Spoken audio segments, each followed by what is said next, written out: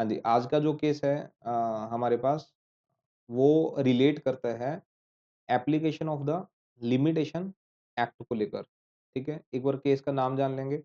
The property company private limited versus Rohinton Dady Mazda 2026 supreme court division bench का ही फैसला है, ठीक है? तो देखो लिमिटेशन एक्ट की बात आ रही है, तो लिमिटेशन एक्ट जो है 1963 वो रिलेट करता है सूट्स, अपील्स और एप्लीकेशंस को लेकर।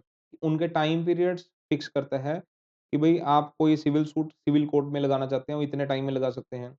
एप्लीकेशन इतने टाइम में लगा सकते हैं और अपील वगैरह जो आपने करनी है आगे नेक्स्ट कोर्ट में, वो इतने टाइम में कर सकते हो और उसको सारे लिमिटेशन को काउंट कैसे किया जाता है, वो सारी चीज़ लिमिटेशन एक्ट में बताई गई है। ठीक है? तो अब लिमिटेशन एक्ट की एप्लीकेशन को लेकर सवाल उठा कि ये अप्लाई कौन-सी कोर्ट्स के ऊपर होता है, कौन-सी कोर्ट्स के ऊपर नहीं होता, किन अथॉरिटीज़ के ऊपर होता है, किन अथॉरिटीज़ के ऊपर नहीं होता। तो सुप्रीम कोर्ट का कहना ये है कि जनरली जो हाइलाइट मेन पॉइंट जो generally limitation act is applicable only on the courts courts मतलब जो सिविल कोर्ट्स हैं, not to the other tribunals. जो ट्रिब्यूनल्स होते हैं ट्रिब्यूनल्स क्या होते हैं जो स्पेशल कोर्ट हैं जैसे कोई कंज्यूमर कोर्ट बनी हुई है, ठीक है? या कोई और नेशनल ग्रीन ट्रिब्यूनल है, ठीक है? मतलब कई हैं दिल्ली में, नेशनल ग्रीन ट्रिब्यूनल है, अलग-अलग चीज़ों के ट्रिब्यूनल हैं, इनकम टैक्स ट्रिब्यूनल है, ठीक है? तो मतलब बहुत सारे एक्टों के तहत अलग-अलग स्पेशल कोर्ट्स जो हैं स्पेशल ट्रिब्यूनल्स जो हैं, स्पेशल लॉज़ के अंदर जो हैं वो बनाई गई हैं, उनका गठन हुआ हुआ है। तो उनके ऊपर ये लॉ नहीं लगता। ये किनके ऊपर लगता है? जो सिविल कोर्ट्स में जनरली केस वगैरह फाइल किए जाते हैं, जो सिविल जजेस के पास, ठीक है?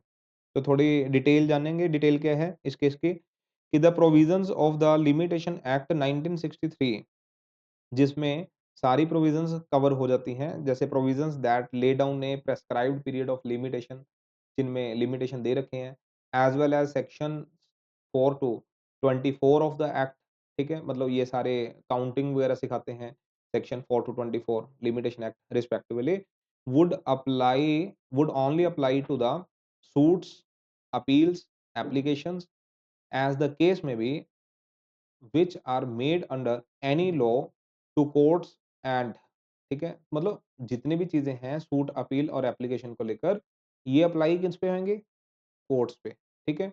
And not to those made before the quasi judicial bodies.